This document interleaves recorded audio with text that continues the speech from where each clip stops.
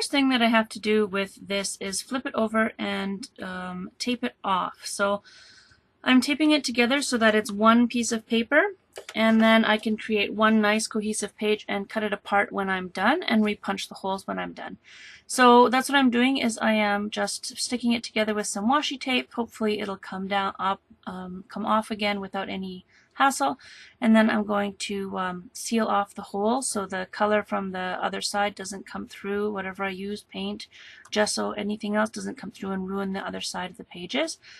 So yeah, I'm just going to do that with washi tape, and then I can start my project. This is washi tape that I don't use very often. It's kind of a Christmassy thing, and I don't really do much for Christmas crafting, so that was a good choice to use for washi tape. Now I'm just going to throw some gesso on there.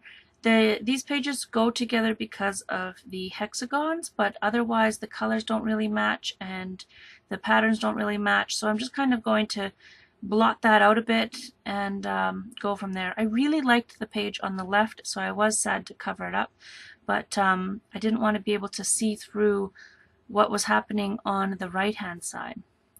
So now I'm going to take some scraps. I went through my bowl of scraps and I found a whole bunch of pieces of paper that had words written on them, type written on them, or on them. So there's some in German, there's some hymns, there's some something from a novel, there's something from a dictionary, there's wrapping paper, tissue paper kind of things.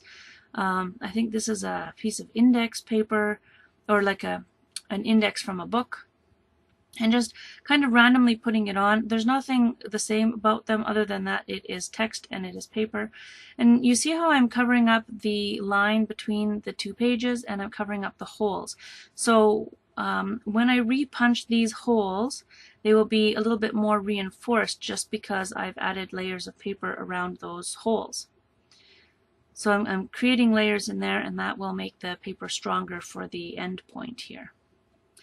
This is more scraps from my page. I added some sunshine. I felt in a yellow mood, but I do end up bringing all that purple from the lower levels. I end up bringing that back. Purple and yellow seem to go quite well together for this spread, so I'm just going to go with it.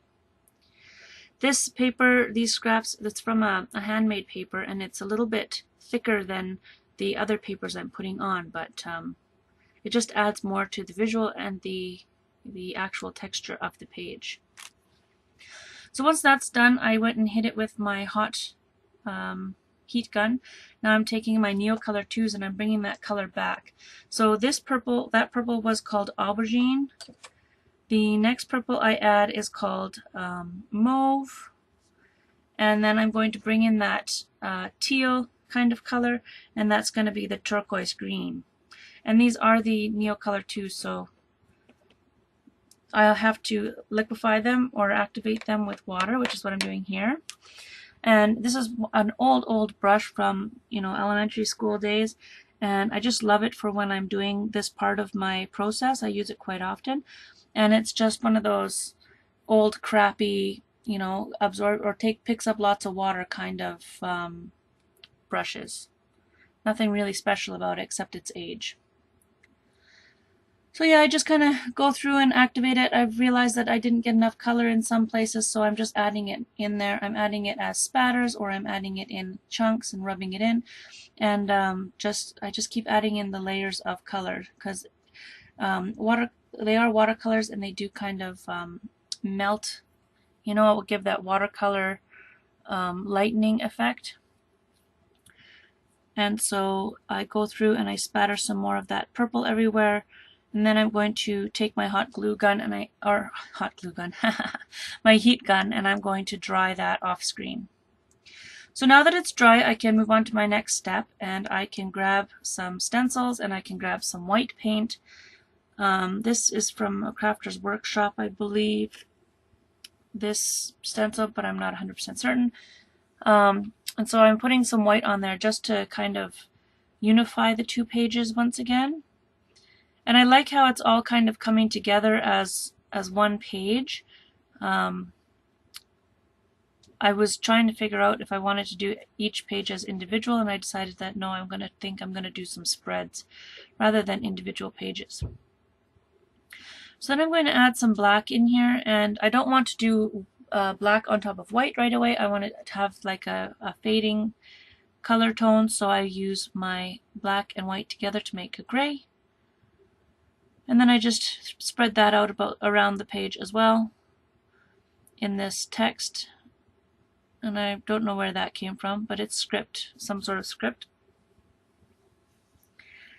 And then I'm going to go straight into my black with a Tim Holtz stencil and just add some black in there.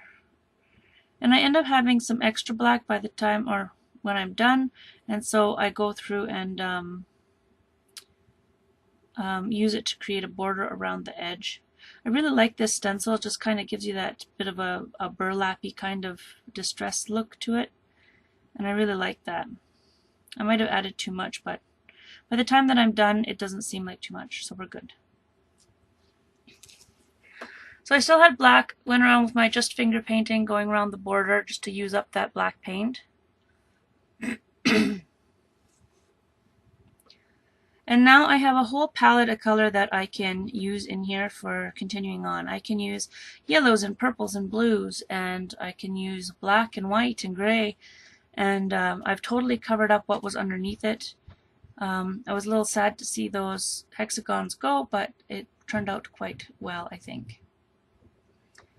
So now my next step is going to be to glue on some paper, and I found some yellow paper in my scrapbooking scrap stash that kind of matched the handmade paper in color, and it had it wasn't all one solid color, it had a little bit of definition to it, and so I went through and added those in there. Don't ask me what company they're from because I have no clue. They are just the scraps that were in my, they're from some sort of scrapbooking kit.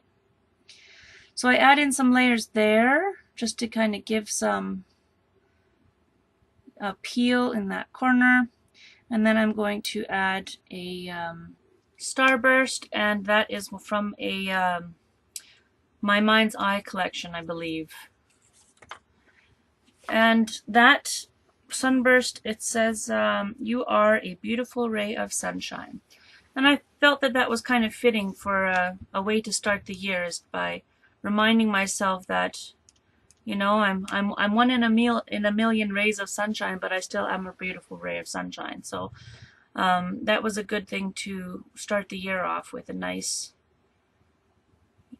little boost.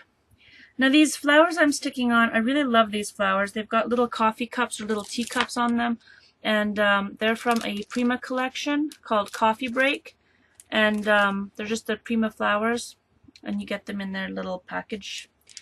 And then I got these little sunglasses, and they're from a Prima collection as well, and that's also from the Coffee Break kind of thing.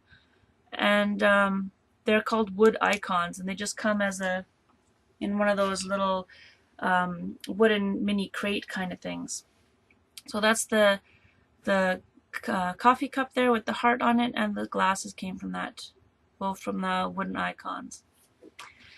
So now I'm just going through, and to finish off, I'm just bringing back some of that color that I lost. I wanted to brighten things up a bit, bring some of that color back in a little bit more, and make things pop a little bit. So I brought in more of the turquoise green and more of each of the purples, and just kind of layered that on. So you see that scrap of paper there, that was quite white, and I didn't really want that bright white in there, so I messed it up, dirtied it up a little bit with the purple. And when I put the purple over top of the yellow, it kind of made the same color as around the starburst, so that brought that all together, and I really liked how that kind of just fluked out. And then I noticed around a lot of the other yellow pieces where the purple was layered on top of the yellow, it brought that kind of orangey color to the surface as well. So I like how that sunburst really ended up fitting in as the process went on. So I am just using my water brush with that. I'm not using my regular brush. I'm just using the water barrel brush, and that makes it so I don't have to go through and have a bucket of water beside me while I'm doing this. So the next thing that I'm going to do is grab my Stabilo All pencil, which, as if you follow me at all, you know that I just love those. And I screwed up here. I really shouldn't have put the black centers like that. I should have gone and grabbed some kind of I don't know, some kind of glittery something or other and put little dabs in the middle of those flowers. I might go back and do it, you know, now, but I basically was just trying to add shadows, and then I wanted to have black centers to those flowers, and I have to fix the flowers. They really don't look good with the black centers. So maybe I'll use like a liquid pearls or something like that, or a something glittery. So then I go through and I create a little bit of shadow around the flowers, and I create a little bit of shadow around the sunburst and the other paper scraps. It's not a lot, it's just a tiny bit, and that is, I'm doing this instead of going around everything with a black pen. I don't always like to go around everything with a black pen, and sometimes a project doesn't really need it, but this one I wanted to add some black, some shadowing, you know, just a touch, and away we went. So once I am done with all of this, I let it dry overnight. And then I flipped it over and I pulled off the washi tape, and it doesn't come off clean. It rips the page a little bit, but that ends up not being such a bad thing. It works out in the end. And so I just pull off all those layers carefully, and that washi tape will just go in the garbage. I'm not going to reuse it.